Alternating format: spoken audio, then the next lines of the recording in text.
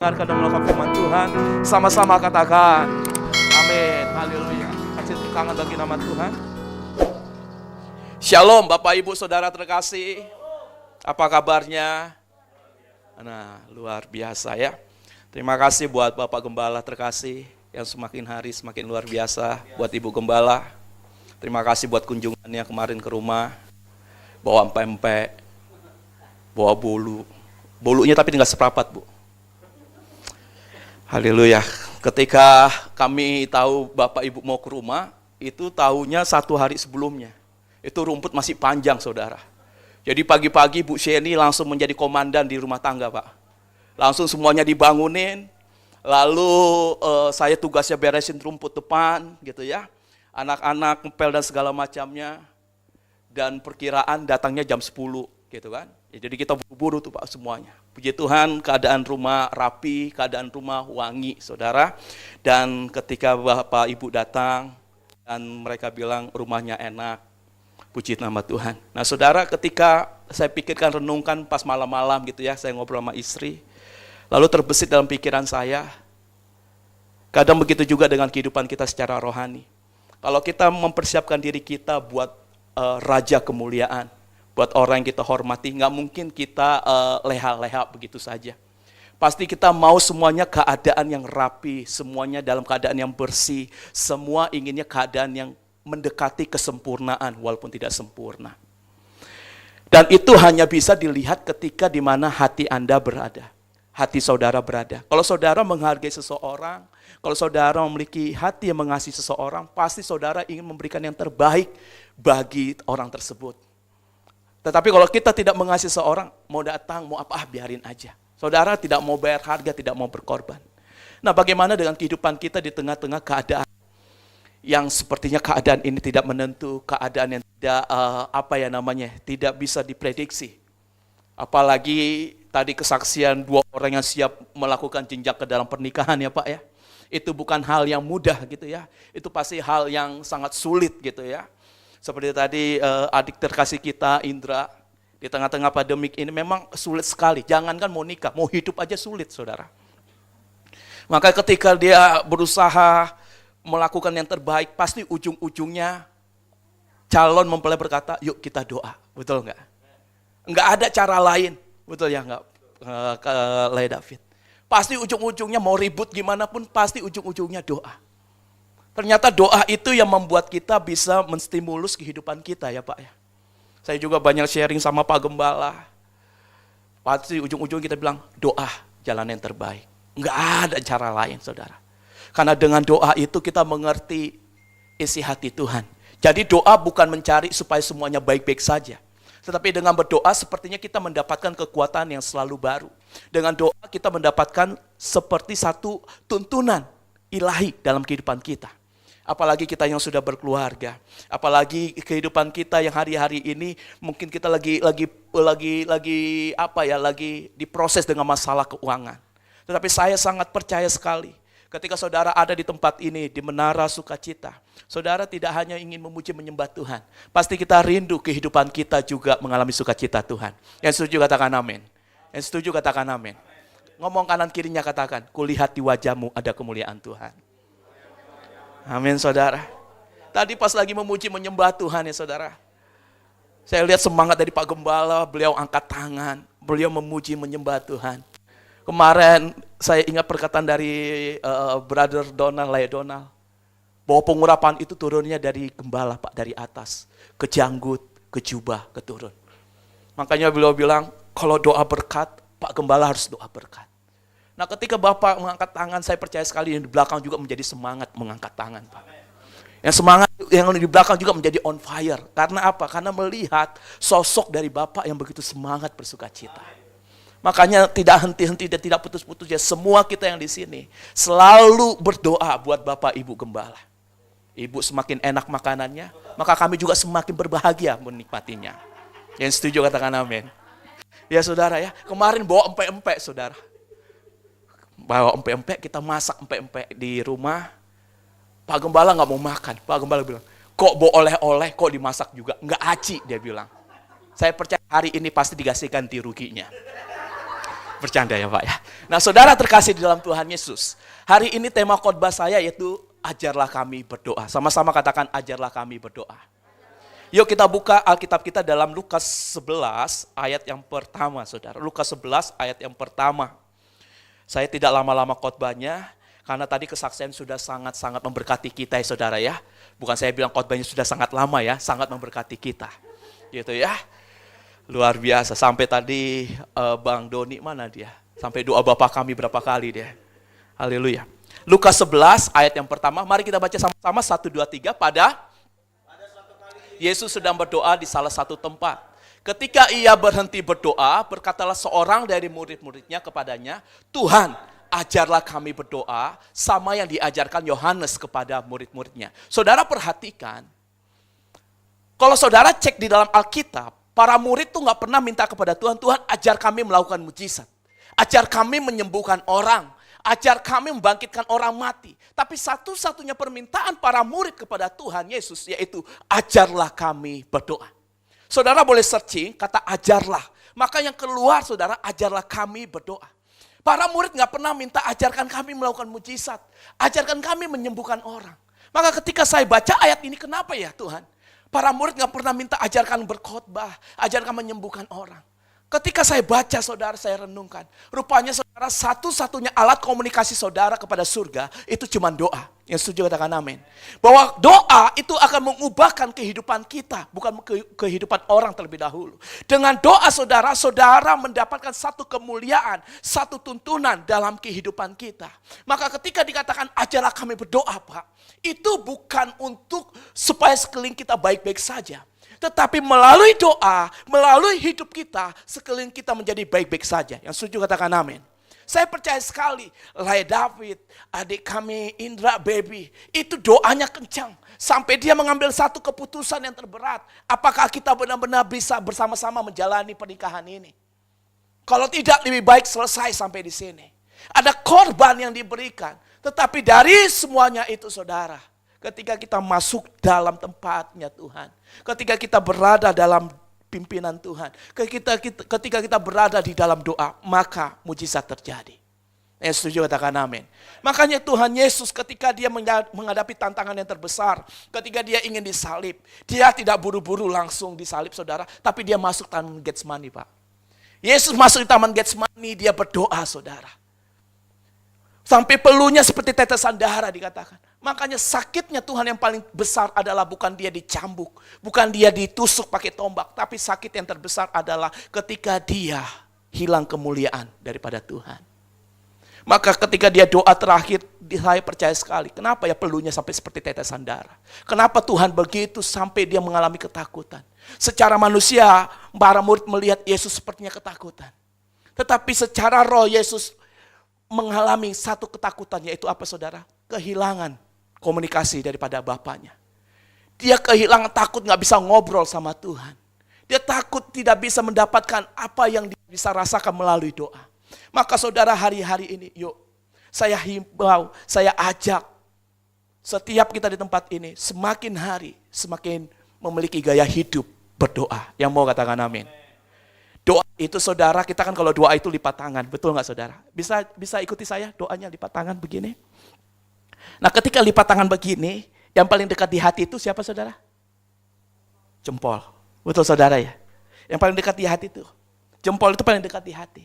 Maka kalau saudara ingin berdoa, berdoalah kepada Tuhan, berdoa buat orang-orang yang dekat di hati saudara. Betul saudara ya? Siapa yang ada di hati saudara? Saudara doa. Lalu setelah jempol apa saudara? Telunjuk. Telunjuk ini artinya adalah orang yang suka nunjuk, yang suka mengatur, yaitu pemimpin, gembala. Saudara doa buat gembala saudara. Doa buat pemimpin dalam perusahaan pekerjaan saudara. Doa buat orang-orang yang saudara anggap sebagai pemimpin saudara. Lalu yang ketiga adalah yang tertinggi. Kita tahu di Indonesia yang paling tertinggi adalah presiden, pemerintah. Berdoa buat mereka. Berdoa buat aparatur negara, di sini ada tentara di belakang. Berdoa buat mereka saudara. Mereka orang-orang yang perlu didoakan. Supaya bisa negara ini aman, tentram adanya. Lalu yang berikutnya setelah jari telunjuk ada jari manis. Bukan berdoa buat orang-orang yang manis saudara. Tapi berdoalah buat orang-orang yang sedang sengsara, yang sedang kelaparan, yang sedang kena COVID, yang sedang ada hidup di luar sana. Doakan mereka. Baru yang terakhir adalah kelingking yang paling kecil, yaitu baru berdoa buat diri kita. Yang setuju katakan amin. Jadi ketika saudara berdoa di hadapan Tuhan, kenapa kita harus berdoa? Pertama saudara, karena doa saudara, sebentar ya saudara, kenapa kita harus berdoa? Karena doa adalah itu berarti satu-satunya cara untuk melenyapkan kekhawatiran dalam hidup kita. Semua manusia pasti pernah khawatir. Yang tidak pernah khawatir katakan amin. Kita semua pasti khawatir. Coba lihat kanan kirinya. Muka-muka khawatir, betul nggak saudara? Ada yang khawatir rekeningnya berkurang. Ada khawatir besok mau makan apa. Ada yang khawatir jodohnya belum datang-datang. Jodohnya belum datang tapi yang mau banyak gitu saudara. Maka itu perlu kepekaan doa Bapa kami. Amin ya saudara ya. Nah rupanya saudara ketika kita berdoa, maka oleh doa itu kita memperbaharui kepercayaan kita dan kesetiaan kita. Makanya kepercayaan sama Tuhan itu gak bisa kita pakai dengan pertobatan kita 5 tahun maupun 10 tahun yang lalu. Makanya kasih Tuhan selalu baru setiap hari. Artinya apa? Setiap hari ini kepercayaan harus dibangun. Seperti saya sama Bu Sheni, setiap hari harus saya bangun kepercayaan saya dan cinta saya. Kalau enggak saya melihat Bu Sheni dan Bu Sheni melihat saya expired saudara. Nggak mungkin Bu Sheni memakai perasaan cintanya tahun 97 pas awal-awal kenal, betul nggak saudara? Nanti adikku Indra akan alami sama baby. Sekarang ya aku foto-foto bersama bisa bahagia. Nanti setelah berumah tangga, bahaya. Nggak bahagia lagi, bahaya saudara. Kemarin ngobrol sama Pak Gembala sama Bu Gembala. Pak Gembala bilang begini, kalau lah tahu saya ya, kalau Bu Cincing ini kalau tidur harus pakai 2 ranjang king size. Kenapa? Nggak bisa 1, harus 2 saudara. Artinya apa? Setelah berumah tangga, baru kita tahu sifat baik, sifat tidak baik, sifat enak, tidak enak daripada orang yang kita cintai. Makanya cintanya itu selalu baru setiap hari, harus mau. Yang setuju katakan amin. Kalau enggak saudara kita bosan, kita ini manusia. Makanya dalam mencintai harus pakai kasih agape. Nggak boleh pakai kasih eros, nggak boleh pakai kasih filia. Kasih agape, kasihnya Tuhan. Makanya orang yang berumah tangga itu pemberkatan pernikahan, maka di situ ada 3. Ada calon suami, calon istri sama Tuhan Yesus di tengahnya. Makanya kasih agape itu harus di tengah. Nggak boleh suami istri yang bergandengan tangan. Tapi suami bergandeng tangan dengan Tuhan, istri bergandengan dengan Tuhan. Maka ketika dua-duanya lagi tempat yang berbeda, ketika ada hasrat, kasih eros, kasih hawa nafsu, maka akan ada seperti menarik. Ngapain aku melakukan hal dosa itu? Sedangkan di rumahku sudah ada istriku. Betul nggak saudara? Mungkin istri sudah mau macam-macam. Ngapain aku habiskan uang belanja untuk hal-hal yang tidak perlu? Sedangkan masih banyak hal-hal yang perlu untuk dilakukan. Gitu loh saudara. Amin saudara. Ketika ada kasih Tuhan, maka cinta kita selalu dibaharui. Betul nggak saudara? Istri saya pernah bilang gini, Pak nggak terasa ya perkawinan kita udah 15 tahun. Saya bilang sama istri saya, kayaknya baru kemarin mah. Lebay lu botak, dia bilang begitu saudara. Saya bilang gitu, oh bener mah. Coba kalau misalnya kita bilang nggak terasa, kita kayak akhirnya apa? Dulu gua gondrong, saya bilang begitu. Rambutnya kayak Tomingse. Lah sekarang botak.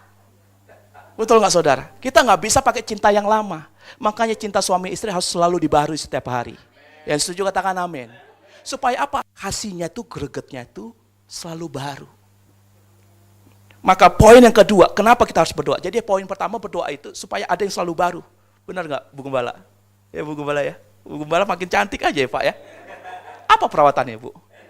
Luar biasa ya. Nah, lalu poin yang kedua saudara, poin yang kedua, apa yang harus kita gali di dalam hidup ini saudara? Poin yang kedua yang Tuhan ingatkan adalah di sini saudara, kenapa kita harus berdoa? Karena dengan doa maka damai sejahtera Allah akan mengawal hati dan pikiran kita. Siapa di sini yang tidak pernah menghadapi cobaan? Betul nggak saudara? Udah baik kita sama orang itu, udah kita tolong orang itu, ya Allah ya Robi. Kelakuannya subhanallah kadang kan gitu saudara. Udah baik-baik kita tolong, kita iniin. Tetapi lihat, kadang sering sekali efeknya ke kita, Dia tidak pernah berterima kasih, malah menyakiti, mengecewakan. Ketika kita datang kepada Tuhan, kita berdoa kepada Tuhan, pasti damai sejahtera Allah akan mengawal hati dan pikiran kita. Yang setuju katakan amin. Yang setuju katakan amin. Yang mau hidupnya damai sejahtera katakan amin. Yang mau hidupnya dikawal dengan hatinya Tuhan katakan amin. Pasti yang jomblo jodohnya sudah dekat. Haleluya. Amin saudara. Jadi poin yang kedua saudara pahami ya. Kenapa kita berdoa? Karena kadang tanpa kita mengerti saudara, tanpa kita ketahui, cobaan ujian itu datang. Betul nggak saudara? Nggak pernah cobaan datang. Assalamualaikum. Atau shalom, permisi. Mau godain lakinya boleh nggak? Pernah begitu? Nggak pernah. Tiba-tiba shalom. Mau ngajak korupsi? Pernah? Nggak pernah saudara. Itu kadang tanpa kita pikirkan dia datang. Makanya perlu dikawal dengan hati dan damai sejahtera. Jadi ketika ada hati kita dikawal dengan pikiran kita, maka kita akan berkata tidak kepada setiap perbuatan-perbuatan jahat, saudara. Saya pernah saudara ditelepon sama seorang mahasiswi, saudara. Shalom, shalom, saya bilang. Ngomongnya shalom, saudara, bukan selamat siang, selamat malam. Iya, ada apa? Pak, Bapak tahu nggak saya suka sama Bapak? Oh maaf, saya sudah punya istri, saya bilang begitu. Ya nggak apa-apa, saya jadi yang kedua aja. Saudara bisa bayangin? Oh nggak boleh begitu, nggak apa-apa Pak, kita diam-diam aja. Puji Tuhan sebelah saya ada istri saya speakerin. Ya udah gini aja, kamu doa sama Tuhan, supaya Tuhan memberikan jodoh yang terbaik. Apa kata orang itu? Aku nggak dengar.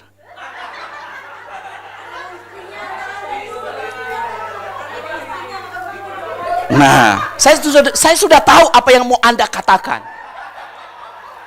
Tetapi saya mau bilang saudara, itu telepon yang kedua. Telepon yang pertama saya ceritakan sama istri saya. Lalu telepon yang kedua dia telepon lagi. Mau apa lo? Paham saudara? Paham saudara? Artinya begini saudara. Sering sekali cobaan di dalam hidup kita itu cobaan sesuai dengan kelemahan kita. Bukan dengan kekuatan kita. Apapun kelemahan, nggak mungkin saudara yang punya uang terus cobaannya uang, nggak mungkin.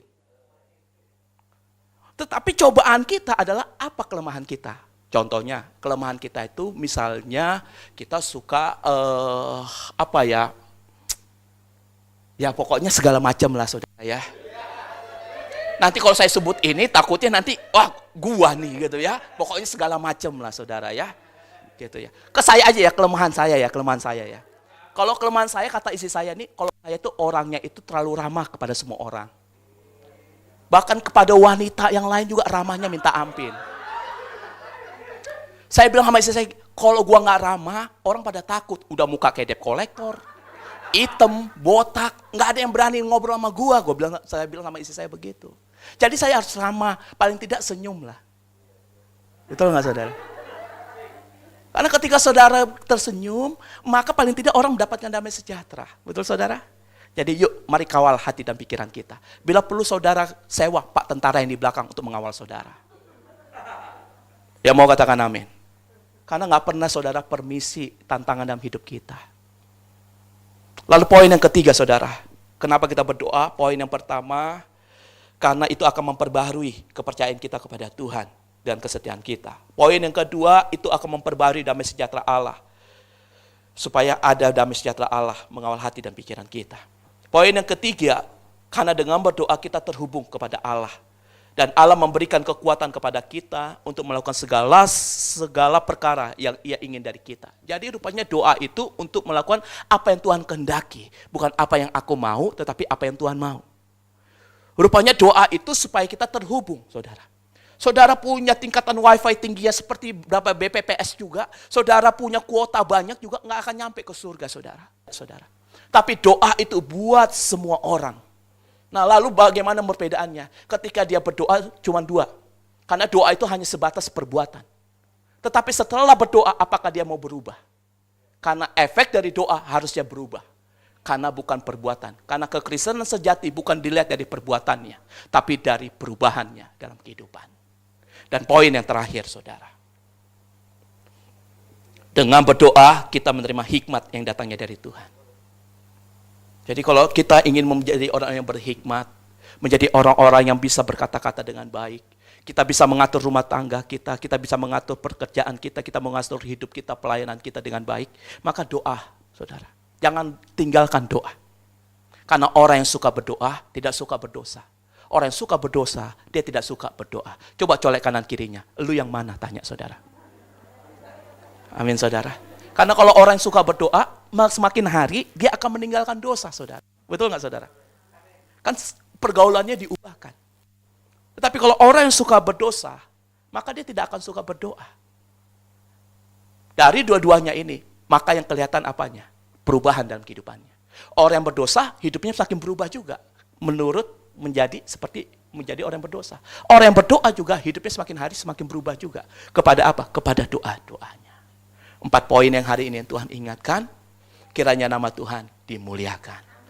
Mari bagi kemuliaan bagi nama Tuhan. Saya undang worship leaders, imam-imam musik. Haleluya.